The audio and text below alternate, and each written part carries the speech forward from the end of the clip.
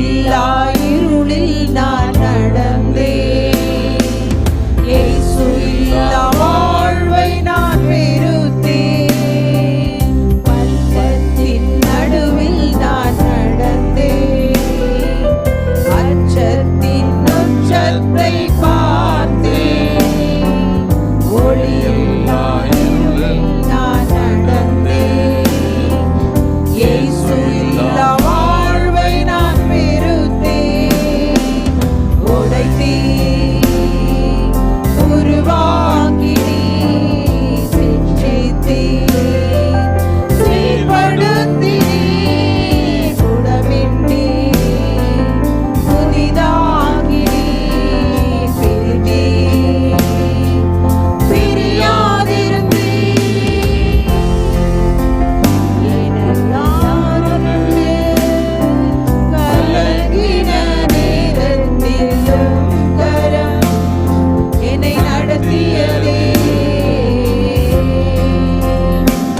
எனக்கு யாருண்டு கலங்கின நேரத்திலும் கரம் என்னை நடத்தியதே. மரணத்தின் விளிம்பில் நான் இருந்தேன். பாதாள குழியில் நான் கிடந்தேன். பாவத்தின் பாரத்தை சுமந்தேன். இயேசு இல்லா வாழ்வை நான் வெறுத்தேன். மரணத்தின் விளிம்பில் நான் இருந்தேன். பாதாள குழியில் நான் கிடந்தேன். பாவத்தின் பாரத்தை சுமந்தேன். இயேசு இல்லா வாழ்வை நான் வெறுத்தேன். உடைத்தீர், உருவாக்கினீர், சிற்றித்தீர், சீர்படுத்தினீர், சுடவிட்டீர், புதிதாக்கினீர், பிரித்தீர், பிரியாதிருந்தீர். என்னை யாருண்டு கலங்கின நேரத்திலும் கரம் என்னை நடத்தியதே. எனக்கு யாருண்டு கலங்கின நேரத்திலும் கரம் என்னை நடத்தியதே.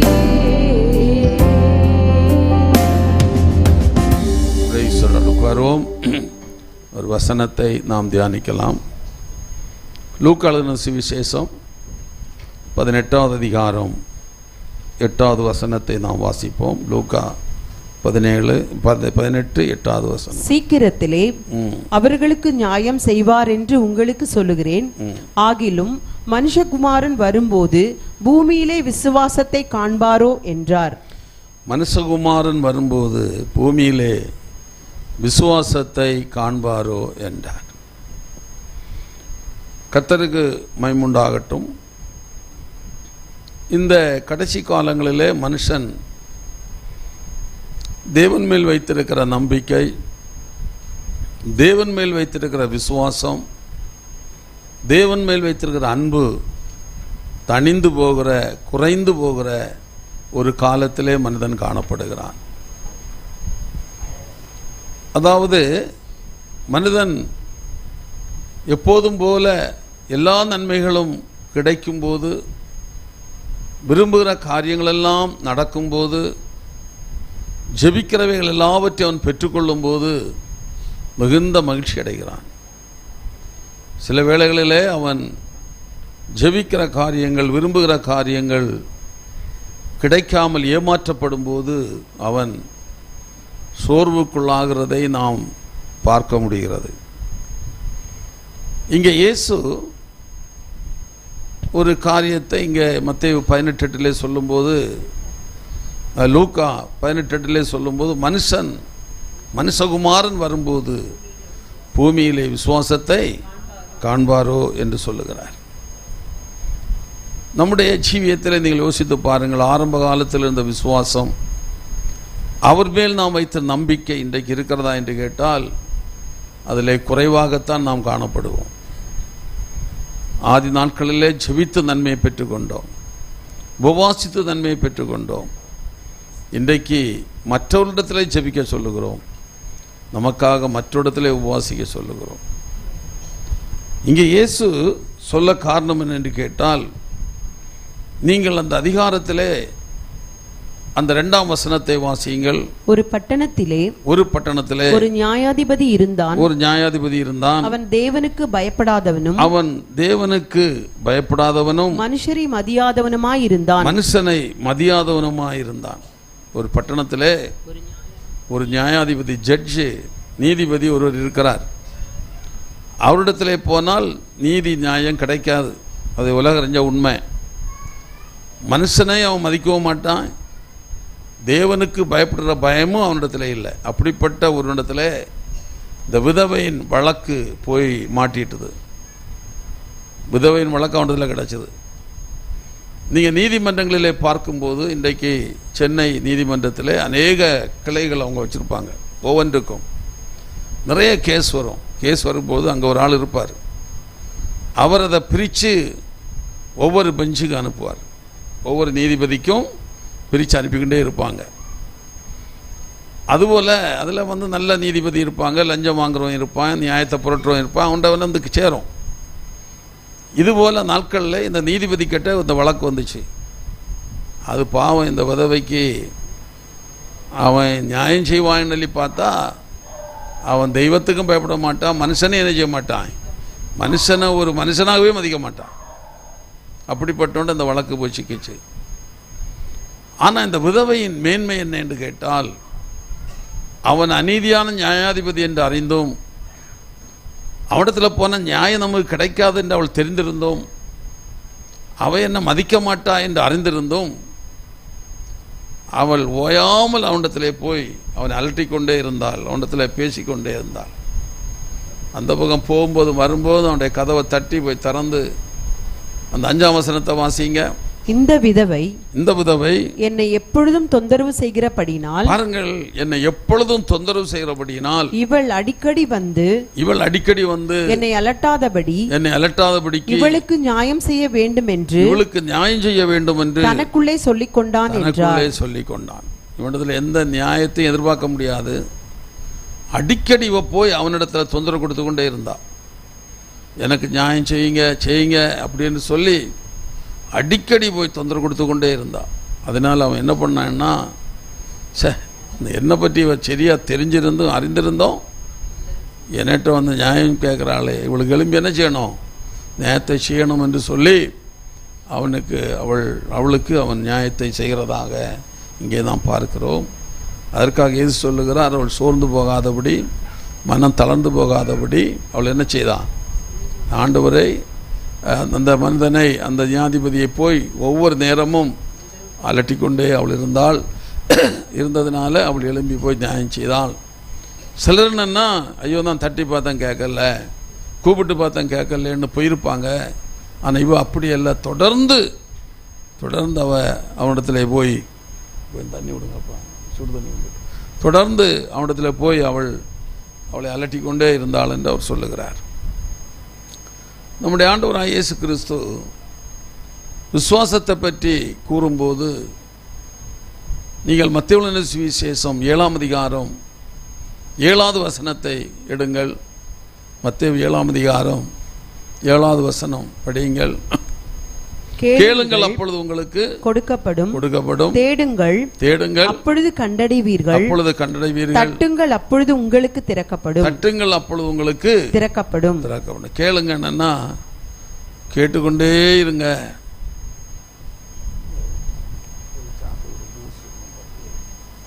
கேட்டுக்கொண்டே இருங்க, தட்டிக்கொண்டே இருங்க, தேடிக்கொண்டே இருங்க. அதான், ஒருக்கா கேட்டுட்டு விடக்கூடாது, கேட்டுக்கொண்டே இருக்கணும். ஒருக்கா தட்டிட்டு விடக்கூடாது, தட்டிக்கிட்டே இருக்கணும். புரியுது உங்களுக்கு? அதான் ஆண்டவர் சொல்றாரு, கேளுங்கள் அப்பொழுது உங்களுக்கு கொடுக்கப்படும். தேடுங்கள் அப்பொழுது கண்டடைவீர்கள். தட்டுங்கள் அப்பொழுது உங்களுக்கு திறக்கப்படும். ஆகையால் நம்முடைய ஆண்டவர் கேட்கிற எவனையும் அவர் ஒரு அற்பமாகவோ ஒரு மாதிரி அவர் நினைக்கிறதில்லை. அடுத்தல கேட்கலாம், நம்ம எல்லாம் கேட்கலாம். ஒரு தகப்பன் பிள்ளைக்கு தகப்பனத்தில் கேட்க உரிமை உண்டு. ஆமேன், அல்லேலூயா. காலேபுடைய மகள் அக்ஷாள், அவள் ஒரு நாள் தகப்பனை பார்த்து கேட்கிறான், அப்பா எனக்கு நீர் ஒரு வறட்சியான இடத்தை கொடுத்தீர். என்ன கொடுத்தீர்?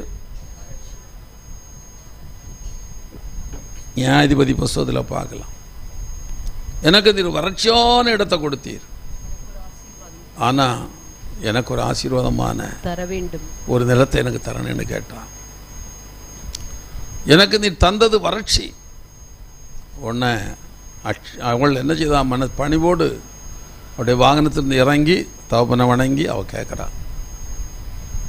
அவர் உடனே என்ன பண்ணார்? காலேபு மேலூற்றும் கீழூற்றும் உள்ள நீர்ப்பாய்ச்சலான இடத்தை அவளுக்கு கொடுத்தார். அல்லேலூயா, அல்லேலூயா. அப்பா ஆனாலும் கேட்க தான் வேணும். ஆமேன். அப்பா ஆனாலும் கேட்க தான் வேணும். இல்லை எனக்கு தேவையில்லை, ஆண்டவர் தெரியும், ஆண்டவர் தருவாருன்னு இல்லை. ஆண்டவரே சொல்லிட்டார், கேளுங்கன்னு சொல்லிட்டார்.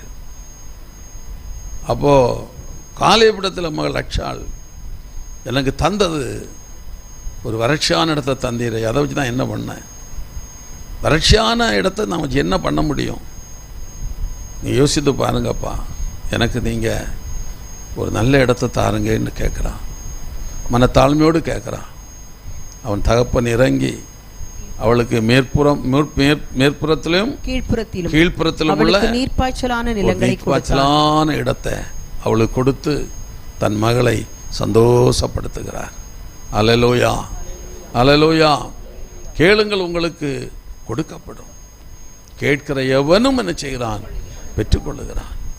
ஆகையினாலே நீங்கள் மனம் தளர்ந்து விடக்கூடாது. நம்முடைய விசுவாசத்தை விட்டு நீங்கள் விலக்கிவிடக்கூடாது. உங்கள் விசுவாசம் வளர வேணும். லூக்கா சுவிசேஷம் 17ஆம் அதிகாரம் 5ஆம் வசனத்திலே சீசர்கள் ஆண்டவரை பார்த்து சொல்றாங்க. என்ன சொல்றாங்க தெரியுமா? அப்பொழுது அப்போஸ்தலர் கர்த்தரை நோக்கி எங்கள் விசுவாசத்தை வர்த்திக்க பண்ண வேண்டும் என்று கேட்டார். எங்களுடைய விசுவாசம் வளரணும். இப்ப நாங்க விசுவாசத்துல குறைவுள்ளவங்க தான். ஆனா எங்க பேர் அப்போஸ்தலர், எங்களுக்கு பேர் என்ன? அப்போஸ்தலர். ஆனா எங்களுக்கு என்ன இல்லை? இப்போ விசுவாசத்துல குறைவு. எங்க பேர் விசுவாசி தான், ஆனா எங்க இடத்துல என்ன இல்லை? விசுவாசம் இல்லாத விசுவாசி. சொல்லுங்க, விசுவாசம் இல்லாத விசுவாசி. அப்ப விசுவாசம் இல்லாத விசுவாசி அவ்விசுவாசி. யாரு? அதை ஒத்துக்கலுங்க. விசுவாசம் ஆண்டவரே, நீங்க சொல்லணும், ஆண்டவரே நாங்க விசுவாசம் இல்லாத விசுவாசி. அப்பா எங்களுடைய விசுவாசத்தை என்ன செய்யும்? வர்த்திக்க பண்ணும். மத்தேயு 17ஆம் அதிகாரத்தில் ஆண்டவராகிய இயேசு கிறிஸ்து பேதுரு, யாக்கோபு, யோவானை கூட்டிக் கொண்டு மருவமலைக்கு போகிறார். அங்கே மருவமாகி காட்டுகிறார். எல்லாரும் தெரிந்த சம்பவம் தான். மருவமலையில் போய் மருவமாகி காட்டுகிறார். அவருடைய முகம் சூரியனை போல பிரகாசித்தது. அவருடைய வஸ்திரம் வெண்மையாக இருந்தது, வெளிச்சத்தை போல. அதை குறித்து நான் கவனித்தோம். வெளிச்சத்தை போல அப்படிப்பட்ட ஒரு மகிமையின் அனுபவத்தை சீசர்களுக்கு, எல்லாருக்கும் அல்ல, யாக்கோபு, பேதுரு, யோவான் 3 பேருக்கும் ஆண்டவர் காட்டினார்.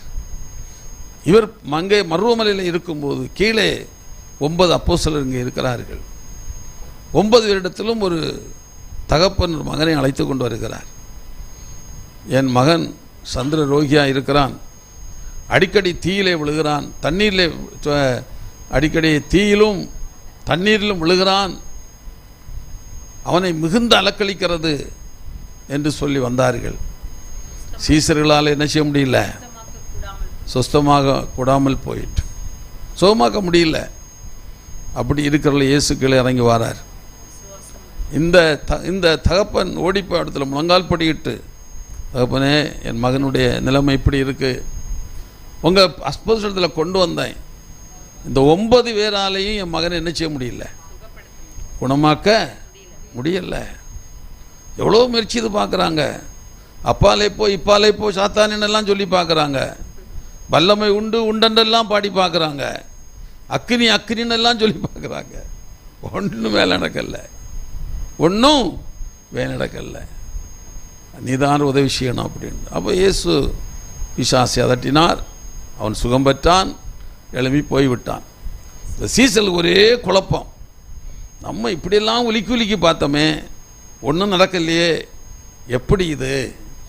நல்லா பாடி பார்த்தோம், நல்ல டான்ஸ் ஆடி பார்த்தோம், எல்லாம் பார்த்தோமே, வல்லமை உண்டு உண்டென்றெல்லாம் சொல்லி பார்த்தோம், நடக்கல, என்ன விஷயம் அப்படின்னு கேட்டாங்க. இயேசு என்ன பதில் சொன்னார்? அதற்கு இயேசு, மத்தேயு 17ஆம் அதிகாரம் 20ஆம் வசனம். அதற்கு இயேசு, உங்கள் அவிசுவாசத்தினாலே தானே கடுகு விதை அளவு விசுவாசம் உங்களுக்கு இருந்தால் நீங்கள் இந்த மலையை பார்த்து இவ்விடம் விட்டு அப்புறம் போ என்று சொல்ல அது அப்புறம் போம். உங்களால் கூடாத காரியம் ஒன்றும் இராது என்று மெய்யாகவே உங்களுக்கு சொல்லுகிறேன். இந்த ஜாதி பிசாசு ஜெபத்தினாலும் உபவாசத்தினாலுமே அன்றி மற்ற எவ்விதத்தினாலும் புறப்பட்டு போகாது. சில பிசாசு ஒன்று போயிரும். ஆனா இது பொல்லாத பிசா. இதுக்கு என்ன செய்தான் ஆகணும்? உபவாசம் இருந்து ஜெபித்து தான் ஆகணும், இடைவிடாம ஜெபித்து தான் ஆகணும். அப்பதான் இந்த பிசாசு போகும் அப்படின்னு அவர் சொல்றார். அப்போ அர்த்தம் என்னன்னா, இந்த சீசரிடத்தில் நாட்களில் உபவாசமும் ஜெபமும் குறைவுள்ளவர்களாய் காணப்பட்டார்கள். அல்லேலூயா. ஒரு மனிதனுடைய வாழ்க்கையிலே உபவாசமும் ஜெபமும் குறைந்தா அவன் தோல்வி அடைகிறான் என்று அர்த்தம். ஆவிக்குரிய தோல்வி அடைகிறான். பிசாசை அவனால் மேற்கொள்ள முடியாது, ஜெயிக்க முடியாது. அல்லேலூயா. ஆகையினால் அன்பான தேவனுடைய பிள்ளைகளே, நாம் எப்போதும் உபவாசத்திலும் ஜெபத்திலும் கண்விழிப்பிலும் விழித்திருந்து நாம் ஜெபிக்கும்போது விசுவாசத்தின் மேன்மையை நாம் அடைந்து கொள்ளலாம்.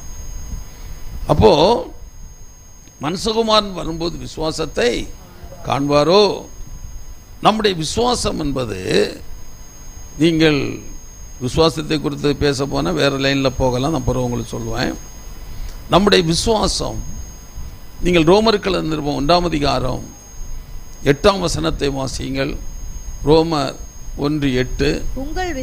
உங்கள் விசுவாசம் உலகமெங்கும் பிரசித்தமாகிறபடியால், உங்களுடைய விசுவாசம் உலகமெங்கிலும் பிரசித்தமாக வேண்டும் என்று சொல்லுகிறார். இங்கே சீசர்கள் என்ன ஜெபித்தார்கள்? லூக்கா 17:5 எங்கள் விசுவாசத்தை வர்த்திக்க பண்ணும். அப்படி என்றால் எங்கள் விசுவாசம் உலகமெங்கிலும் என்ன செய்யப்படணும்? பேசப்படணும்.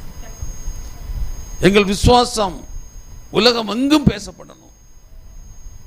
அன்பான ஆண்டவருடைய பிள்ளைகளே, நம் விசுவாசத்திலே குறைபடும் போது தேவனிடத்திலிருந்து பெற்றுக்கொள்கிறதிலும் குறைவு ஏற்படும். விசுவாசம் குறைவுபடும் போது நமக்குள்ள ஒரு பதற்றம் ஏற்படும். விசுவாசத்திலே குறைவு ஏற்படும் போது ஒரு பயம் ஏற்படும். விசுவாசத்திலே குறைவு ஏற்படும் போது நம்முடைய நம்பிக்கை மனிதன் மேல் போய்விடும். ஆகையினால் நாம் ஒருபோதும் விசுவாசத்திலே குறைவில்லாதவர்களாய் நாம் காணப்பட வேண்டும். ஆமென். ஹல்லேலூயா. விசுவாசம் ஒரு பயத்தை உண்டாக்கும், அவிசுவாசம் ஒரு பயத்தை உண்டாக்கும். விசுவாசம் குறையும் போது அவிசுவாசம் உள்ளே வருகிறது. ஹல்லேலூயா. விசுவாசம் குறையும் போது யார் உள்ள வந்துடுவாங்க? அது அவிசுவாசி உள்ள வந்துடுவாங்க. ஆமாம். அப்போது தானியேல் அந்த விஷயத்தில் ரொம்ப உறுதியாக இருந்தார். சிங்கத்தின் கவிக்குள்ள போடுவாங்கன்னு அவருக்கு தெரியும். ஆனால் அவர் எதை விடலை, அவருக்கு தெரியும், என்னுடைய பதவியை விட்டுடலாம், என்னுடைய அந்தஸ்து எல்லாம் நான் விட்டுடலாம், ஆனால் எதை விடக்கூடாது? ஜெபத்தை விட்டால் ஒன்றுமே இல்லைன்னு அவருக்கு தெரியும். ஆகையினால் ஜெபத்தை அவர் விடலை. அவர் எப்போதும் போல பலகணிகளை திறந்து 3 வேளை எப்போதும் போல அவர் ஜெபித்தார். எருசலேமை நோக்கி அவர் ஜெபித்தார். ஜெபத்தில் எந்த மாற்றத்தையும் அவர் செய்யலை. ஜெபத்தில் எந்த சமரசத்தையும் அவர் என்ன செய்யலை, ஜெபித்தார். ஏன்னா அவருக்குள்ள விசுவாசம் இருந்தது. அந்த விசுவாசம் அவரை தைரியப்படுத்தி கொண்டே இருந்தது. அல்லேலூயா. அவருடைய விசுவாசம் அவரை தைரியப்படுத்தி அவரை பலப்படுத்தி கொண்டே இருந்தது. அதுதான் நம்முடைய விசுவாசம் வளரக்கூடியது. அப்படி நாம் விசுவாசத்திலே வளரும்போது நீங்களும் ஆவிக்குரிய எல்லா மேன்மைகளையும் பெற்று வளர்ந்து கொண்டே போவீர்கள். அதே மாதிரி சாத்ராக் ஆபேத்தினோட வாழ்க்கையை பாருங்கள். ராஜா சொல்கிறாரு, நான் நிறுத்தின பொறிச்சிலை நீங்கள் வணங்கி தான் ஆகணும், வேறு வழி இல்லை. நீ நிறுத்தின பொறிச்சிலை நாங்கள் என்ன செய்ய மாட்டோம், வணங்க மாட்டோம். அப்படியானா அக்கினி ஜுவாலை 7 மடங்கு பெருகட்டும். 7 மடங்கு பெருக்கிறாங்க. அவங்க கண்ணு முன்னே தான் எல்லாம் நடக்குது. அவங்க அது என்ன பண்ணலை, பயப்படலை. ஏன்னா 7 மடங்கு அக்கினி ஜுவாலை பெருகும்போது இவங்களுடைய விசுவாசம் எத்தனை மடங்கு பெருகுச்சு? நான் 7 மடங்கு சொல்ல மாட்டேன், 14 மடங்கு பெருகுச்சு. அல்லேலூயா, டபுள் மடங்கு பெருகுச்சு. அவங்க அசையவே இல்லையே. அவ்வளோ அக்கினி ஜுவாலையை பார்த்து என்ன செய்யலை, அசையவே இல்லையா, பயப்படவே இல்லையா. காரணம் விசுவாசம் பல மடங்கு அது பெருகி கொண்டு வந்தது. இதெல்லாம் கொஞ்சம் யோசிக்கணும் அன்பானவர்களே. அதான் இயேசு சொல்லுகிறார், மனுஷகுமாரன் வரும்போது நான் உங்களுக்கு அடுத்த வாரத்திலிருந்து விசுவாசத்தை சில காரியத்தை பேசுவேன். இது முகவரையாக சில காரியத்தை நான் சொல்கிறேன். விசுவாசத்தை விட்டு விடாதீர்கள். விசுவாசத்தில் குறைவுள்ளவராக இருக்கவே கூடாது. ஆமென். அல்லேலூயா, அல்லேலூயா. அன்பானவர்களே, தீமோத்தேயு குறித்து பவுல் சொல்லும்போது 2 தீமோத்தேயு 1ஆம் அதிகாரம் 5ஆம் வசனத்தை வாசியுங்கள். அந்த விசுவாசம் முந்தி உன் பாட்டியாகிய லோவிசாளுக்குள்ளும் உன் தாயாகிய ஐனிக்கேயாளுக்குள்ளும் நிலைத்திருந்தது. அது உனக்குள்ளும் நிலைத்திருக்கிறது என்று நிச்சயித்திருக்கிறேன். உனக்குள்ளும் நிலைத்திருக்கிறது. அல்லேலூயா. இந்த விசுவாசம், இந்த தீமோத்தேயுடைய விசுவாசம் 3ஆம் தலைமுறை விசுவாசம். முதல் தலைமுறை பாட்டி, 2வது தலைமுறை தாய், 3ஆம் தலைமுறை இந்த தீமோத்தேயு. இன்றைக்கு நம்முடைய வாழ்க்கையிலே, நம்முடைய சபையில் கூட எடுத்து பாருங்கள், அநேகருடைய விசுவாச வாழ்க்கை அந்த முதல் தலைமுறையோடு முடிஞ்சு போகுது. அடுத்த தலைமுறையை காணவும் இல்லை. தலைமுறை என்ன இல்லை, காணவும் இல்லை. எத்தனை பேர் ஞானஸ்நானம் பெற்றிருக்கிறாங்க, அநேகர் இன்றைக்கு இல்லை. ஒரு தலைமுறையோடு அவங்க விசுவாசம் முடிஞ்சு போச்சு. ஆனால் விசுவாசம் தலைமுறை தோறும் பெருகக்கூடியது, வளரக்கூடியது. இன்றைக்கு நம்முடைய வாழ்க்கையை நினைத்து பார்ப்போம். நம்முடைய பிள்ளைகள், இப்போ நீங்கள் முதல் தலைமுறை விசுவாசத்தை கண்ட முதல் தலைமுறைன்னு வச்சுக்கிடுங்க. விசுவாசத்தை கண்ட எத்தனாவது தலைமுறை? முதல் தலைமுறை நீங்கள். உங்கள் பிள்ளையோட நிலைமை நினச்சி பாருங்கள். விசுவாசத்தில் இருக்கிறாங்களா? கேளுங்க, கொஞ்சம் யோசிக்கணும். அப்போது உங்கள் பிள்ளைகள் விசுவாசத்தில் வராவிட்டால் உங்கள் தலைமுறையோடு இந்த விசுவாசம் ஒளிஞ்சு போச்சு. உங்கள் தலைமுறையோடு இந்த விசுவாசம் ஒளிஞ்சு போச்சு. உங்கள் பிள்ளைகள் உங்கள் விசுவாசத்தை பின்பற்றி இந்த லோவிசாளுக்குள்ளிருந்த விசுவாசம் எங்கே வந்துச்சு? ஐனேயக்குள்ளுக்குள் வந்துச்சு. அங்கிருந்து விசுவாசம் யாருக்கு வந்துச்சு? அதுபோல் வந்தால் தான் உண்டு. ஏன்னா அநேகருடைய விசுவாசம் ஒரு தலைமுறையோட முடிஞ்சு போகுது. கேட்டால் சொல்லுவாங்க, நாங்கள் என்ன பண்ணுறது பாஸ்டர், எவ்வளோ சொன்னேன், பிள்ளைகள் கேட்கல. ஞானஸ்நானம் எடுத்தாங்க, சரிதான். ஆனால் கல்யாணத்துக்கு போனாங்க, லவ் பண்ணினாங்க, அங்கே போங்க, இங்கே போனாங்க. இப்போ சபை விட்டே போயிட்டாங்க. இப்போ விசுவாசம் என்னாச்சு சொல்லுங்க? ஒரு தலைமுறையோட இந்த விசுவாசம் நின்று போனது. அடுத்த தலைமுறைக்கு நம்முடைய விசுவாசம் இல்லை. கொஞ்சம் யோசிங்க. இதான் ஆண்டவர் சொன்னார், மனுஷகுமாரன் வரும்போது விசுவாசத்தை காண்பாரோ. நம்முடைய தலைமுறையோடு இந்த விசுவாசம் முடிஞ்சு போச்சுது. நம்முடைய பிள்ளைகள் அதில் இல்லை, பிள்ளைகளும் அதில் இல்லை. யோசித்து பாருங்க. இப்போ எங்களுடைய ஜீவியத்தில் பார்த்தீங்கன்னா, எங்கள் அப்பா முதல் தலைமுறை விசுவாசத்தில், நான் 2வது தலைமுறை, 3வது தலைமுறை மகன் வந்தால் தான் உண்டு. இல்லைன்னா என் தலைமுறையோட விசுவாசம் என்னையும் முடிஞ்சு போகும். அதான் மனுஷகுமாரன் வரும்போது விசுவாசத்தை உங்கள் குடும்பத்தில் காண்பாரோ. அதான் கேள்வி. உங்கள் குடும்பத்தில் காண்பாரா? உங்கள் பிள்ளைகள் மேல் காண்பாரா? உங்கள் மருமக்கள் மேல் காண்பாரா? உங்கள் பேர குழந்தையின் மேல் அந்த விசுவாசத்தை காண்பாரா? இல்லை, அந்த விசுவாசம் இதோடு தரமிட்டமாய் போனதா? அல்லேலூயா. விழுந்து போன தாவீதின் கூடாரத்தை மறுபடியும் எழுப்பி கட்டும்படி ஆண்டவர் உதவி செய்தார். அதுபோல் உங்களுடைய விழுந்து போன விசுவாசம், சிதறி கிடக்கிற விசுவாசம் மறுபடியும் கட்டும்படி உங்களை ஒப்பு கொடுக்க வேண்டும். ஆண்டவர்கிட்ட சொல்லணும், ஆண்டவரே என் தலைமுறையில் இந்த விசுவாசம் பெயரக்கூடாதப்பா, என் சந்ததி சந்ததியாக பரம்பரையாக இந்த விசுவாசம் இருக்கணும். நீர் வரும்போது என் குடும்பத்தில், என் வாழ்க்கையில், என் சந்ததியில் இந்த விசுவாசத்தை நீர் காணணும். ஆமேன். அல்லேலூயா. அநேகுடைய வாழ்க்கை அவங்களோட முடிஞ்சது. அதுக்கு ஒரு அந்த பிள்ளைகளுக்கு சபையும் இல்லை, ஆராதனை இல்லை, எங்கேயோ போகிறாங்க, எங்கேயோ கல்யாணம் பண்ணுறாங்க, எங்கேயோ போயிடுறாங்க.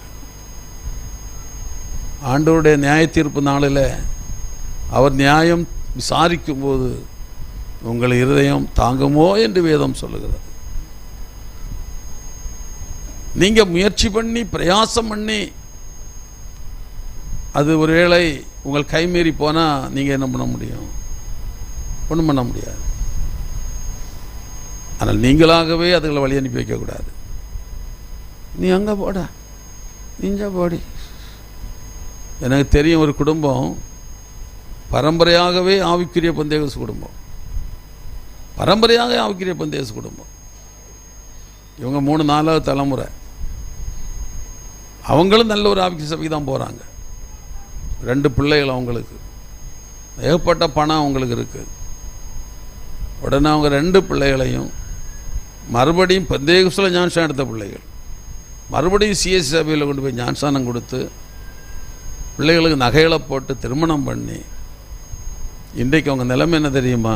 கோட்டையில் ஒரு சல்லி காசு நகை கிடையாது, எல்லாம் போச்சுது, எல்லாம் போச்சுது. அதுபோல தான் இன்றைய அநேகர் விசுவாசத்தை விலை பேசி கொண்டிருக்கிறார்கள். நீங்கள் விசுவாசத்தை விற்காதுங்க. விசுவாசத்தை சொல்லுங்க, விசுவாசத்தை வித்துறாதுங்க. பணத்துக்காக, பேருக்காக, புகழுக்காக, பட்டத்துக்காக வித்துறாதுங்க. உங்கள் விசுவாசம் வளர வேணும். பூமி எங்கே உங்களுடைய விசுவாசத்தை குறித்து சொல்லணும். ஆமேன். தோற்காலை குறித்து சொன்னாங்க. தோற்கா செத்து கிடக்கிறா. பேதுரு மேல் மாடிக்கு போகிறார். அப்போ அவட இந்த எல்லாம் எதை எடுத்து காட்டினாங்க? தோற்கா செய்த அப்போஸ்தலர் 9ஆம் அதிகாரத்தில் தோற்கா இதை எல்லாத்தையும் எடுத்து காட்டுறாங்க. 9ஆம் அதிகாரம் தானே, எல்லாம் எடுத்து காட்டுறாங்க. உங்களால் காட்ட முடியுமா?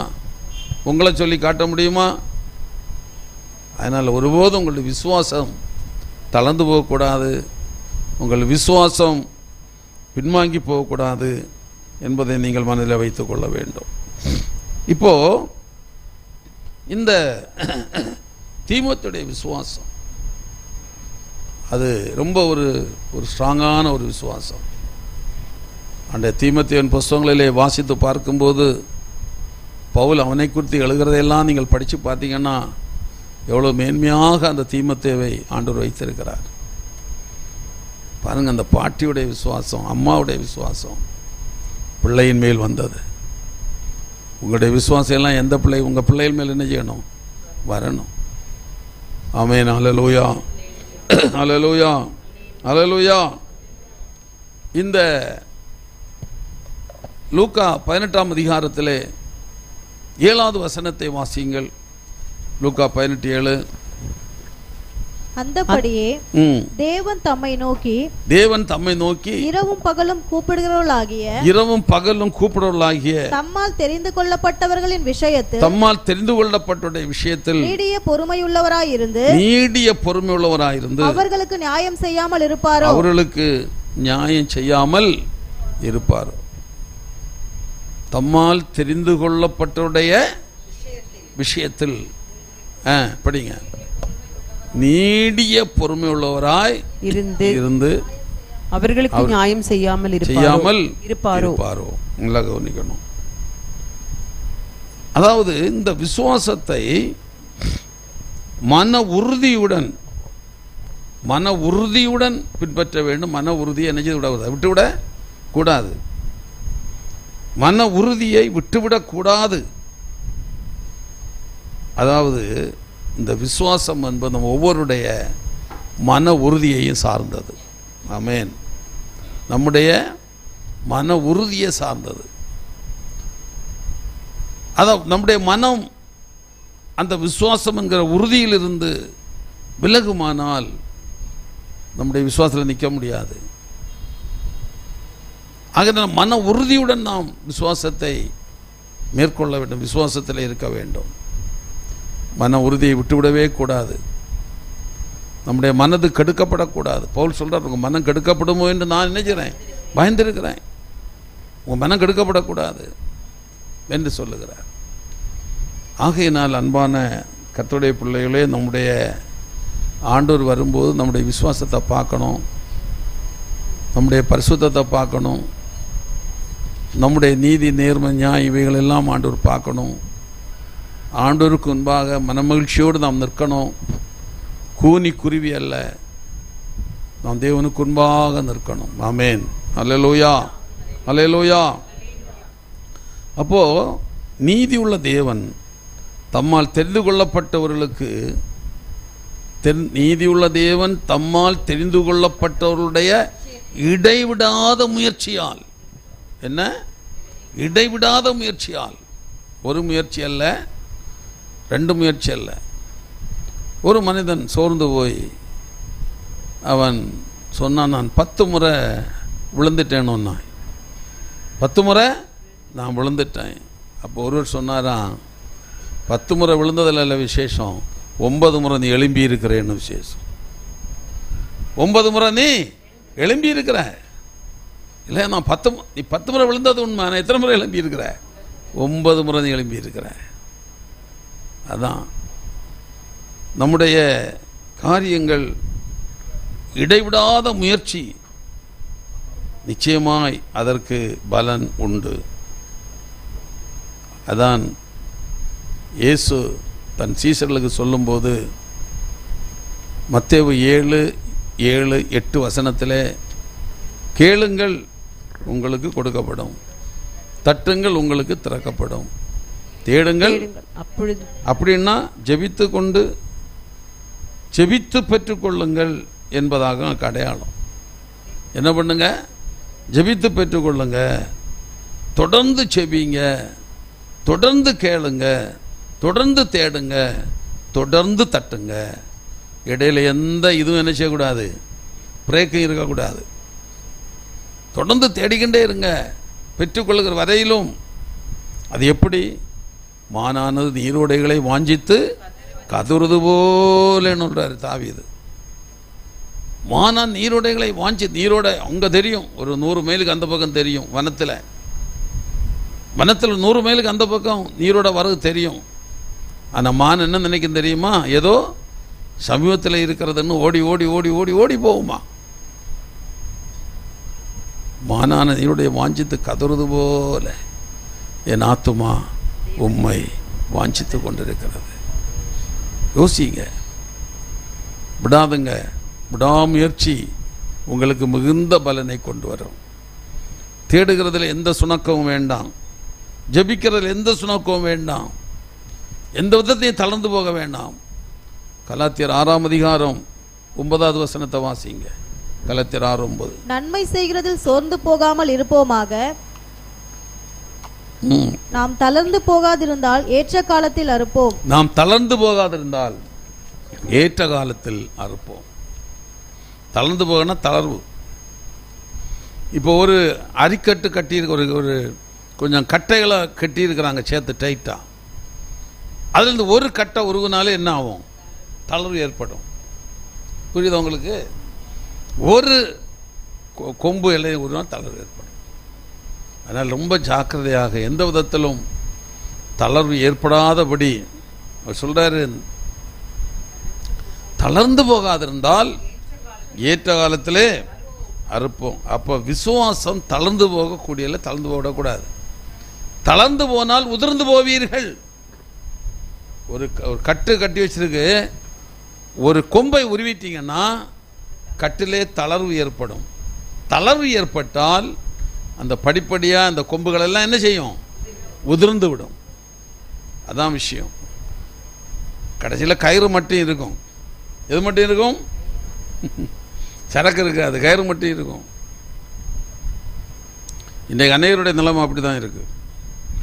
அப்போ விசுவாசத்தை தளர விடக்கூடாது. என்னை விதைத்தவுடன் பலன் கிடைக்குன்னு யாராவது சொல்ல முடியுமா? உன் ஆகாரத்தை தண்ணீர் மேல் போடு, நாளை காலையில் போய் பதில பரண இருக்கு அநேக காலங்கள். அப்போ நீ விதைத்து கொண்டே இரு, பலனை என்ன பண்ண? காத்திருந்து பெற்றுக்கொள். அல்லேலூயா.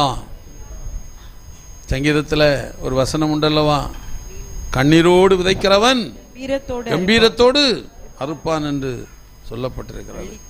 அப்போ ஜெபிக்கிறவர்கள் கடைபிடிக்க வேண்டிய சில காரியங்கள் உண்டு. ஜெபிச்சோன்னு எல்லாம் கிடைச்சிருமா? ஏன் ஜெபிக்கணும் கிடைக்கல? ஜெபிக்கணும் ஏன் கிடைக்கல? நான் அநேகிட்ட சொல்லுவேன், ஒரு மனிதன் தேவனுடைய சமூகத்தில் பலிபீடத்திலே காணிக்கையை கொண்டு செலுத்த போகிறான். அப்போ ஆண்டவர் சொல்கிறாரு, நீ காணிக்கை செலுத்த வந்து சந்தோஷம்தான், உன் சகோதரனிடத்தில் ஒரு குறை உண்டுன்னு உனக்கு ஏதாவது தெரியுதான்னு கேட்குறாரு. அப்படி தெரிஞ்சால் காணிக்கை அங்கே வச்சுட்டு போய் அவன்கிட்ட மன்னிப்பு கேட்டுட்டு வந்து காணிக்கை செலுத்தணும்னு சொல்கிறாரு.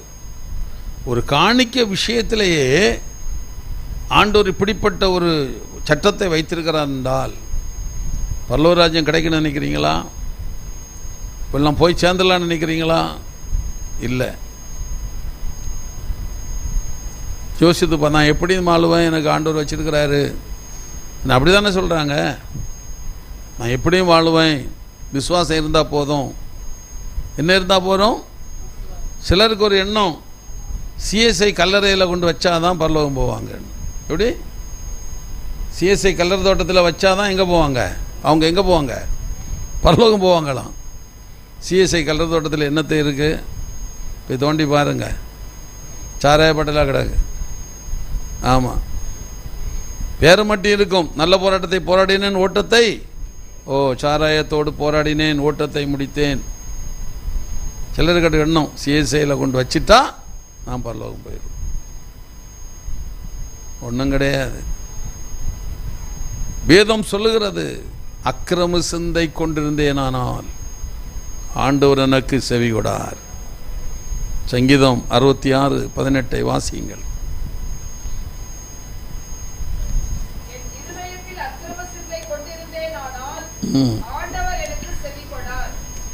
என் இருதயத்தில் அக்கிரம சிந்தை கொண்டிருந்தேனானால் ஆண்டவர் எனக்கு செய்கொட மாட்டார். அக்கிரம சிந்தை கொண்டிருந்தேனானால். இதே மத்தேயு சுவிசேஷம் 7ஆம் அதிகாரம் 23ஆம் வசனத்தை வாசித்து பாருங்க. மத்தேயு 7:23.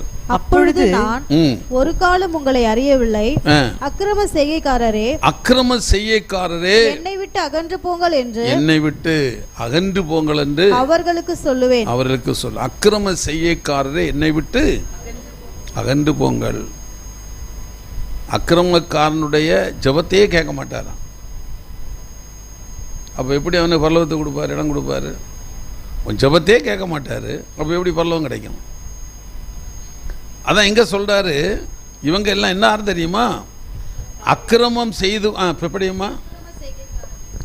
அப்பொழுது நான் ஒரு காலம் உங்களை அறியவில்லை, அக்கிரம செய்கைக்காரரே என்னை விட்டு அகன்று போங்கள் என்று அவர்களுக்கு சொல்லுவேன். அடுத்தது, ஆகையால் நான் சொல்லிய இந்த வார்த்தைகளை கேட்டு இவைகளின்படி செய்கிறவன் எவனோ. அவங்க என்ன சொல்லுவாங்க? அந்நாளில் அநேகர் என்னை நோக்கி. எத்தனாவது வசனம்? 22. கர்த்தாவே கர்த்தாவே. அநேகர் அந்த நாட்களிலே வந்து கர்த்தாவே கர்த்தாவே உமது நாமத்தினாலே தீர்க்க தரிசனம் உரைத்தோம் அல்லவா, உமது நாமத்தினாலே பிசாசுகளை துரத்தினோம் அல்லவா, உமது நாமத்தினாலே பிசாசுகளை துரத்தினோம் அல்லவா, உமது நாமத்தினாலே அநேக அற்புதங்களை செய்தோம் அல்லவா என்பார்கள். அற்புதங்களை செய்தோம் அல்லவா என்பார்கள். அநேக அற்புதங்கள். பாக்கெட்டில் ஒரு பைசா இருக்காது, 50,000 ரூபா வந்து விழும். இப்படி எத்தனாயிரம் வந்து விழும்? 50,000 வந்து விழும். செல்லில் ஒன்றுமே இருக்காது, ஒரு பைசா செல்லு ரீசார்ஜ் இருக்காது. 10,000 ரூபாய்க்கு ரீசார்ஜ் வந்து விடுவோம். எங்கேண்டு வந்து விழுது? செல்லாம் செட் பண்ணி வச்சுட்டு அற்புதங்களை செய்துட்டு ஆண்டோட்ட வந்து நான் பல்லவம் போகணும்னு நடக்குமா? அது இவங்கள்லாம் அக்கிரமம் செய்து கொண்டே அற்புதங்களை செய்தவர்கள். அக்கிரமம் செய்து கொண்டே என்னைதாங்க அற்புதங்களை, பிசாசுகளை துரத்துனாங்க, வியாதிகளை குணமாக்குனாங்க. அப்போ நீங்கள் நினைக்கலாம் அக்கிரமக்காரன் செபிச்சா ஆண்டவர் கேட்குறாருன்னு. ஆண்டவர் கேட்கறதில்லை, இது ஆண்டவர் கேட்கறதில்லை. மந்திரவாதி மந்திரம் செய்கிறான், வயிற்று வலி குணாகுதா இல்லையா? குணாகுதா? உனக்கு தெரியாது, அப்படி சொல்லு. நீ தள்ளாட்டுறதை பார்த்தா போயிட்டு வந்த போல தெரியுது. அதாவது இன்றைக்கு அநேகர் அக்கிரமம் செய்து கொண்டே என்ன பண்ணுறாங்க? ஜெபிக்கிறாங்க, உபாசிக்கிறாங்க, பிசாசுகளை துரத்துனாங்க, தீர்க்கதரிசனம் உரைச்சாங்க, எல்லாம் செய்வாங்க. ஆனால் அவங்கள பார்த்து ஆண்டவர் சொல்கிறாரு, என்னை விட்டு அகன்று போங்கள் என்று சொன்னார். ஆமேன். நல்லா கவனிங்க. இன்றைக்கு அநேகர் அநேகர் இதை தான் இன்னைக்கு செய்து கொண்டிருக்கிறாங்க. கொஞ்சம் யோசித்து பாருங்க. கடந்த நாளில் கேரளாவில் ஒரு ஊழியக்காரனை பிடிச்சாங்க, பாஸ்டரை பிடிச்சாங்க. எங்கேருந்து? கேரளாவில் போலீஸு பிடிச்சது. இப்போ 1 வாரத்துக்கு முன்னே, 2 வாரத்துக்கு முன்னே. எத்தனை பார்த்தீங்க வாட்ஸ்அப்பில்? பார்க்கலையா? இந்த பாஸ்டர் வாட்ஸ்அப்பை விட மாட்டார் போல இருக்க, அப்படி நினைக்காதுங்க. அப்போது அதில் ஒரு செய்தி, ஒரு திருடன், ஒரு பாஸ்டர், அவர் நல்ல வீட்டுகளில் போய் ஜெபம் பண்ணுறது, ஜெபம் பண்ணிட்டு அங்கண்டே திருடின்னு வந்துடுறது. நகைகள் ஏதாவது இந்த பெண்களை ஏமாற்றி எடுத்து நாங்களே திருடின்னு வந்துடுறது. கடைசியில் ஒரு நாள் கண்டுபிடிச்சி பிடிச்சாங்க, போலீஸில் ஒப்படைச்சாங்க. விலங்கு போட்டுட்டு அவனை உட்கார வச்சிருக்கு ஜட்டியோட. கேட்குறாங்க, நீ என்ன பண்ணு ஒரு வீட்டில் போய் என்ன கேட்குறாங்க. அவங்க யார் போலீஸ்காரன் கேட்குறான், நீங்கள் என்ன பண்ணுவீங்க? கேரளாவில் இப்போ நடந்து 2 வாரத்துக்கு முன்னே. ஒன்று அவன் அழகாக உட்காந்துக்கிண்டு போனோன்னா நான் இப்படி விசாரிப்பேன், எல்லாம் பண்ணுவேன். உடனே வந்து ஜெபம் பண்ணுவோம். உண்மையில் சொல்கிறேன், அவனை மாதிரி அந்நிய பாஷை ஒருத்தனும் பேச முடியாது. அவனை மாதிரி அந்நிய பாஷை ஒருத்தரும் பேச முடியும், அவ்வளோ அழகா. ஒரு வேளை தான் இருக்கான்னு தெரியல, நான் எடுத்து அடுத்த வாரம் போட்டு காட்டுறேன். அழகா அந்நிய பாஷை பேசுகிறான், அப்படியே ஆச்சரியமாக இருக்கு. அந்நிய பாஷை பேசி முடிச்சுட்டு அதுக்கடையில் அதை கட் பண்ணிட்டாங்க. இப்போ உள்ளே கிடக்கிறான். இவங்க தான் யார்? இவன் பிடிபட்டுட்டான். இவன் இன்னும் பிடிபடாத நிறைய பேர் இருக்கிறாங்க. எப்படி? கள்ள தீர்க்கதரிசனம் சொல்லிட்டு பிடிபடாத நிறைய பேர் இருக்கிறாங்க. அது நீங்கள் ஜாக்கிரதையாக இருங்க. அப்போது நீங்கள் நினைக்கலாம், இவன் பிசாசை துரத்துறானே, அது எப்படின்னா, பிசாசு தந்திரம் உள்ளவன்னு நமக்கு தெரியுமா தெரியாதா? சொல்லுங்களேன், தெரியுமா தெரியாதா? பிசாசு யார்? அவன் தந்திரம் உள்ளவன். நம்ம ஆளுகள் சில வேலைகளில் சில வேலை செய்வாங்க. நான் அடிக்கிறது போல் அடிப்பேன், நீ அழுகிறது போல் அழு. உண்டாது?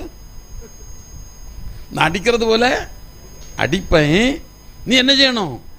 அழுகிறது போல அழணும். இதுக்கு தான் இந்த பிசாசை கையில் வச்சுட்டு பிசாசை துரத்துற வேலை. எப்படி? இந்த அக்கிரமம் செய்யக்காரன் யாரு கையில் இருக்கிறான்? சொல்லுங்களேன், நீங்கள் வாதம் வந்து. அக்கிரமம் செய்யக்காரன் யாரு கையில் இருக்கிறான்? பிசாசு கையில் இருக்கிறான். இந்த பிசாசுக்கு இவங்களோட அக்ரிமெண்ட், நான் போவேன்னு சொல்லுவேன், நீ உன்னை என்ன பண்ணிடணும்? போயிடணும். அதுதான் நடக்குது. நான் சொல்ல விளங்கிச்சா? இதுக்கு மேலே விளக்கம் தேவை உங்களுக்கு. அதுதான் பிசாசு துரத்துறது. இவங்களோட அக்ரிமெண்ட்டு. நான் அடிக்கிறது போல் அடிப்பேன், நீ என்ன செய்யணும்? அழுவணும். கொஞ்சம் நாள் தான், பின்ன வந்துரு போயிரு, உட்காந்துரு, அவ்வளோதான். அதுதான் இவங்க சொல்கிறாங்க, நாங்கள் எதை துரத்தணும்? பிசாசை துரத்தணும், வியாதிகளை குணமாக்கணும், அதிசயங்களை செய்யணும், எல்லாம் செய்வாங்க. ஆனால் ரட்சிப்பை மட்டும் அவங்களால என்ன செய்ய முடியாது. நான் எத்தனை முறை சொல்லியிருக்கிறேன், பிசாசுக்கு தேவ சமாதானத்தையும் ரட்சிப்பையும் தர முடியாது. மற்றபடி எல்லாம் தருவான். தருவானா இல்லையா? எல்லாம் தருவான். அதாவது அவன் நீங்கள் நினைக்கிற ஆள் இல்லை. மத்தேயு சுவிசேஷம் 4ஆம் அதிகாரம் 8-9 வசனத்தை வாசிங்க. மத்தேயு 4:8-9. மறுபடியும் பிசாசு அவரை மிகவும் உயர்ந்த மலையின் மேல் கொண்டு போய் உலகத்தின் சகல ராஜ்யங்களையும் அவைகளின் மகிமையும் அவருக்கு காண்பித்து, பாருங்க இந்த ஒரு கூட படியும். மறுபடியும் பிசாசு அவரை மிகவும் உயர்ந்த மலையின் மேல் கொண்டு போய், மிக உயர்ந்த மலையின் மேல் கொண்டு போய் உலகத்தின் சகல ராஜ்யங்களையும் அவைகளின் மகிமையையும் அதன் மகிமையும் அவருக்கு காண்பித்து, நீர் சாஷ்டாங்கமாய் விழுந்து என்னை பணிந்து கொண்டால் இவைகளையெல்லாம் உமக்கு தருவேன் என்று இவைகளெல்லாம் உனக்கு தருவேன் என்று சொன்னான். பாருங்க, உலகத்தின் ஆசீர்வாதங்கள், உலகத்தின் மேன்மைகளை எல்லாம் உனக்கு தான் தருவேன். எல்லாம் உனக்கு தான் தருவான் ஐயா. ஆனால் நமக்குள்ள ஒரு ஒப்பந்தம், நான் வெளியே சொல்ல மாட்டேன். நீ என்ன பணிந்து கொண்டா போறோம், நீ என்ன பணிந்து கொண்டா போறோம். இது ஒரு ரகசிய ஒப்பந்தம். அநேக தேவனுடைய ஊழியக்காரன் இந்த அற்புதங்களை செய்கிறவன், அதிசயங்களை செய்கிறவன் எல்லாம் பிசாசோடு ரகசிய ஒப்பந்தம் பண்ணி வச்சிருக்கிறான். பிசாசோடு ரகசிய ஒப்பந்தம். ஆமாம், சும்மா விளையாட்டு இல்லை. அதனால தான் சர்வ சாதாரணமாக அற்புதங்களை செய்து கொண்டே இருக்கிறான். அவதில் என்ன இருக்காது? கனி இருக்காது. கனியை தேடி போங்க பார்ப்போம், கனி இருக்காது. ஆனால் அற்புதங்கள் நிறைய இருக்கும். இன்றைக்கு பிசாசு இவனோடு ஒரு உடன்படிக்கை பண்ணி, அதான் சொல்ற, நீ என்ன சாஷ்டாங்கமா விழுந்து என்னை பணிந்து கொண்டால் இவைகளை எல்லாம் உமக்கு தருவேன் என்று சொன்னான். இன்னும் சொல்லியிருப்பான். நான் அதை யாருக்கிட்டையும் சொல்ல மாட்டான். ரகசியமா காலில் விழுது. எப்படி ரகசியமா விழு? யாருக்கு என்ன வேண்டாம், சொல்ல வேண்டாம், ரகசியமா விழு. ஒரு சகோதரன் வந்து ரொம்ப விசுவாசத்தை பற்றி, ஆண்டுடைய வருகையை பற்றி, ஒழுக்கத்தை பற்றி, விருதரிக்கப்பட்ட வாழ்க்கையை பற்றி எல்லாம் பயங்கரமாக பேசினார். அவர் ரிட்டையர்டு டெபுட்டி கலெக்டர், விசுவாசத்தை பயங்கரமாக பேசுகிறாரு. ஊழியம் எல்லாம் செய்வார். அவருக்கு பேரை பார்த்தீங்கன்னா முனுசாமியோ கந்தசாமியோ காணும். அப்படி ஏதோ பேர் முனுசாமியோ கந்தசாமியோ காணும் பேர். கேட்டேன் அவர்கிட்ட, உங்கள் பேர் என்ன பிரதர்னு கேட்டேன். அது அம்மா பச்சா பேர், அதை மாத்திரீங்களான்னு கேட்டேன். இல்லை. அப்போ நீ இந்துவாக இருந்து அந்த சலுகைகளெல்லாம் வாங்கி கண்டு நீ என்ன பண்ணுற? இயேசுவை பற்றி பேசுகிற. முதல்ல நீ பேரை மாற்று, கெஜெட்டில் கொடுத்து உன் பேரை மாற்றிக்கிண்டு நீ வா. அதான் உண்மையான ஒரு கிறிஸ்தவன் செய்யக்கூடிய வேலை.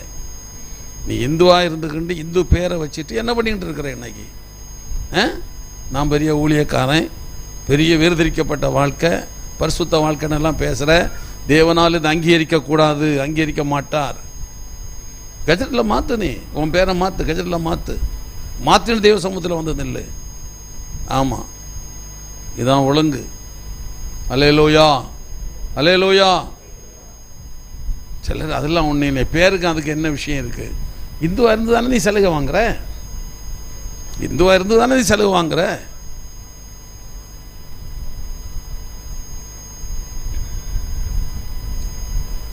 இந்த பிசாசு வந்து அவன் சொல்கிறான், உலகத்தை எல்லாம் தான் தாரான் ஐயா. உலகத்தின் ஆசீர்வாதங்கள், உலகத்தின் மேன்மையை உனக்கு தருவேன் என்றவுடன் அநேகர் இன்றைக்கு சாத்தானை பணிந்து கொள்வார்கள். அந்த சாத்தான் அவர்கள் என்ன பண்ணுவோம் தெரியுமா? உலகத்தின் ராஜாக்களோடும் உலகத்தின் அதிபதிகளோடும் உட்கார வைப்பான். வசனத்தை காட்டுவான். சங்கீதம் 113 சங்கீதம் 7-8 வசனத்தை காட்டுவான். எப்படி காட்டுவான் படிங்களேன். சங்கீதம் 107 7-8 வசனம். 113 மன்னித்துக்கொள், 113வது சங்கீதம். அவர் சிறியவனை புழுதியிலிருந்து தூக்கி விடுகிறார். எளியவனை குப்பையிலிருந்து உயர்த்துகிறார். அவனை பிரபுக்களோடும் ஜனத்தின் அதிபதிகளோடும் உட்கார பண்ணுகிறார். இந்த வசனத்தை காட்டி என்னை நம்ம உட்கார வைக்கிறான் அவன். நம்ம என்ன நினைக்கிறோம்? இது ஆண்டவர் என்ன கொடுத்த ஆசீர்வாதம் நினைக்கிறோம், ஆண்டவர் கொடுத்த மேன்மேன்னு நினைக்கிறோம். அல்லேலூயா, அல்லேலூயா, எல்லாம் கொஞ்சம் கவனித்து சிந்தித்து நம்முடைய ஜீவியத்தில் தேவன் கிரியை செய்ய முடியாத ஒரு ஆக்காலம் வரப்போகிறது. அக்கிரம சிந்தையோடு ஜெபித்தார் ஜெபத்தை கேட்க மாட்டார். அதான் கசப்பு, வைராக்கியம், எரிச்சல், பொறாமை ஏதாவது இருக்குமானால் அவைகள் எல்லாவற்றையும் அகற்றி விட்டு தேவ சமூகத்தில் வந்து உட்காரணும். காணிக்கை செலுத்த வந்த ஒரு மனிதனையே ஆண்டவர் விட்டார். போய் மன்னிப்பு கேட்டுன்னு வந்து காணிக்கை செலுத்தணுன்னார். அப்போ தேவ சமூகத்தில் நாம் வரும்போதெல்லாம் சுத்த இருதயத்தோடு சுத்த மனச்சாட்சியோடு நாம் காணப்படும் போது நம்முடைய செபங்கள் ஆண்டுடைய பார்வையிலே அருமையாக இருக்கும். சொல்ல அக்கிரம சிந்தை கொண்டிருந்தேனால் கர்த்தனுக்கு செவி கொடார் என்று சொல்லுகிறார். எல்லாத்தையும் காண்பிக்கிறான் பிசாசு. அந்த மத்தேயு 4:8 எல்லாத்தையும் காண்பித்து என்று சொல்லப்பட்டிருக்கிறது. எல்லாத்தையும் காண்பித்து விட்டு என்ன ஆகுது தெரியுமா? எல்லாத்தையும் கண்ட உடனே அவன் கண்களின் நிச்சயம் மாம்ச நிச்சயம் தூண்டி விடுறான். எல்லாம் காண்பித்து என்ன செய்கிறான்? தூண்டி விடுறான். நீங்கள் படியுங்கள் 1 யோவான் 2ஆம் அதிகாரம் 16வது வசனத்தை வாசிங்க. 1 யோவான் 2:16 வாசிங்க சீக்கிரம்.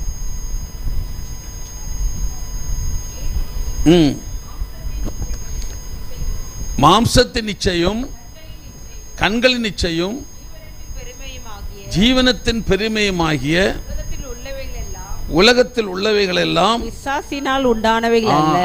அதான் காண்பிக்கிறான். பிதாவினால் உண்டானவைகள் அல்ல. அதான் காண்பிக்கிறான். எதை காண்பிக்கிறான்? கண்களின் நிச்சய, மாம்சத்தின் ஜீவனத்தின் பெருமை எல்லாம் என்ன செய்யறாம காண்பித்து. உலகத்தில் உள்ளவைகள் அப்போ கண்களின் நிச்சை சிம்சோன் கட்டது எதனால? எதனால? கண்களின் நிச்சை. தாவீது கட்டது எதனால? கண்களின் நிச்சை. இந்த கண்களின் நிச்சையின் மூலமாக அவன் உணர்ச்சிகளை தூண்டிவிட்டு, உணர்வுகளை தூண்டிவிட்டு அவன் என்ன செய்கிறான்? பாவத்தை செய்ய வைக்கிறான். தாவீதுடைய வாழ்க்கை எவ்வளோ ஒரு அருமையான வாழ்க்கை, மேன்மையான வாழ்க்கை. கண்களின் நிச்சை. சிம்சோன், அபிஷேகம் பெற்ற சிம்சோன், பெலிஸ்தியரை பழிவாங்கும்படி தேவனால் நியமிக்கப்பட்ட சிம்சோன் பாதி வயதில் ஓட்டத்தை முடிச்சிட்டான். கண்கள் பிடுங்கப்பட்டது. எதனால? கண்களின் இச்சை. இது யார் காண்பித்தது? பிசாசு. பிசாசுக்கு ஒருபோதும் கண்ணை கொடுக்காதுங்க. கண்ணை யாரு கொடுக்கக்கூடாது? ஆமாம். ஆகான் ஒருவன் இருந்தான். எரிகோ பிடிக்கப்பட்டது. யோசுவா சொல்றாரு, எல்லாவற்றையும் அக்கினியில சுட்டரிக்கணும். வெளியேறப்பட்ட பொற்பாலங்கள், மற்ற சில காரியங்கள் ஆண்டோடைய பொக்கிஷத்தில் சேர்க்கணும், மற்றதெல்லாம் சுட்டரிக்கணும். இவன் அதை என்ன பண்ணிட்டான்? எடுத்து அவன் கண்டு சொல்றான், நான் கண்டு இச்சித்து என்று சொல்லுகிறான். நான் கண்டு இச்சித்து. நல்ல கவனிங்க. பிசாசு காண்பிக்கிறான். பிசாசு காண்பிக்கிறான். நீ பார்க்குற சில காரியங்களை நீயா பார்க்கறது இல்லை. பிசாசு உனக்குள்ளே இருந்து காட்டி கொடுக்குறான். அங்கே பாரு, இங்கே பாரு. சும்மா கீழே உட்காந்துருந்த தாவீதை மேல் மாடிக்கு கொண்டு போய் அவனா போனாய். சாத்தான் பிளான் பண்ணி செய்வான் பாருங்க. ராஜாக்கள் யுத்தத்துக்கு வேண்டிய காலம், தாவீது போயிருக்கணும், தாவீதுடைய குமாரர்கள் போயிருக்கணும். ஆனால் இவன் பிளான் பண்ணி உட்கார்ந்துட்டான். அவனுக்கு தெரியாது என்ன யாருங்க உட்கார வைக்கணும். அவனுக்கு தாவீதுக்கு தெரியாது. சாத்தானாக என்ன தந்திரமாக உட்கார வைக்கணும் அவனுக்கு தெரியாது. அவன் உட்கார்ந்துருக்கிறான். சாத்தானே மறுபடியும் அவனை மேலே கொண்டு போகிறான், காண்பிக்கிறான். விழுந்துட்டான். யோசித்து பாருங்க. வாழ்நாளெல்லாம் அழுது செத்தே போனான். இப்போ நல்ல பாட்டு தான் பாடினான், எல்லாம் செய்தான். என்ன பிரயோஜனம்? ஆகையினாலே அன்பான கர்த்தருடைய பிள்ளைகளே, நீங்கள் காண்கிற யாவும் தேவன் என்னை காண்பித்ததுன்னு நினைக்கக்கூடாது. ஆமாம், கண்களின் நிச்சை. கண்களின் மூலமாக ஆத்மாவிலே உணர்வுகளையும் தூண்டிவிட்டு உங்களை நாசப்படுத்துகிற வேலை தான் அவன் செய்வான். பிசாசு அதான் செய்வான். அப்புறம் மாம்சத்தின் நிச்சை, சரீரத்தின் நாடி நரம்பு இவைகளில் ஒன்றுமிடாமல் உணர்ச்சிகளை தூண்டி விடுவான். உச்சங்கால் வரை உள்ளம் தலை வரையிலும் உணர்ச்சிகளை என்ன செய்வான்? தூண்டி விடுவான். அல்லேலூயா. தூண்டி விட்டுன்னு அவன் என்ன பண்ணுவான், வேடிக்கை பார்த்துட்டு இருப்பான். என்ன செய்வான்? ஆமாம், சிம்சோனுடைய கண்ணை பிடுங்கி சுற்றி என்ன பண்ணாங்களாம், சிம்சோனுடைய கண்ணை பிடுங்கி என்ன செய்தாங்களாம், வேடிக்கை பார்த்து கொண்டு இருந்தாங்க. ஆமாம், பரிசுத்தவான்களை வேடிக்கை பார்த்துட்டு இருந்தாங்க. ஆமாம், வேடிக்கை பார்த்துருந்தாங்க. கண்ணை பிடுங்க பிசாசு. ஒரு எல்லாருக்கும் வேடிக்கை பொருளாக மாறணும். எல்லாரும் யாராக மாறணும்? வேடிக்கை பொருளாக மாறணும். உங்களுக்கு விசுவாசத்தை குறைச்சிடுறாங்க. விசுவாசம் உங்களோட முடிஞ்சிடக்கூடாது. விசுவாசத்தில் நீங்கள் வளரணும். விசுவாசத்தில் வளரணும், பெருகணும். அப்போ தான் ஆண்டவருடைய ராஜ்யத்துக்கு நீங்கள் போக முடியும். அல்லேலூயா, அல்லேலூயா. நாம் கண்களை மூடி நாம் ஜெபிப்போம். Price the Lord. ஸ்தோத்திரம். அடுத்த வாரம் நான் இதை தொடர்ந்து உங்களோடு நான் பேசுவேன். எல்லாம் கண்களை மூடி ஜெபிப்போம். ஆண்டவரே, மனுஷகுமாரன் வரும்போது விசுவாசத்தை பார்க்கணும், என்னில் பார்க்கணும், என் பிள்ளையில் பார்க்கணும், என் குடும்பத்தில் பார்க்கணும். என் விசுவாசம் என்னோட முடியக்கூடாதப்பா. என்னுடைய விசுவாசம், நீர் என்மேல் வைத்திருக்கிற விசுவாசம் என்னோட முடியக்கூடாது, ஒரு தலைமுறையோட முடியக்கூடாது. சந்ததி சந்ததியாக போகணும். எனக்கு உதவி செய்யும் என்று கேளுங்க ஆண்டவரிடத்துல. அல்லேலூயா. எல்லாரும் ஜெபிங்க, முழங்கால் படியிடுங்க. Price the Lord. ஸ்தோத்திரம்.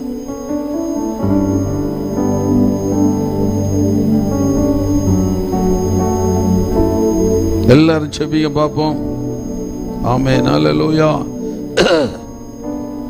அல்லேலூயா, அல்லேலூயா. ஜெபிங்க. ஆண்டவரே, எங்கள் விசுவாசம் ஒருபோதும் ஒளிந்து போகக்கூடாது. ஒருபோதும் எங்கள் விசுவாசம் ஒளிந்து போகக்கூடாது. ஆண்டவரே, நீர் எங்களுக்கு உதவி செய்யும் என்று கேளுங்க ஆண்டவரிடத்துல. ஹல்லேலூயா, ஹல்லேலூயா.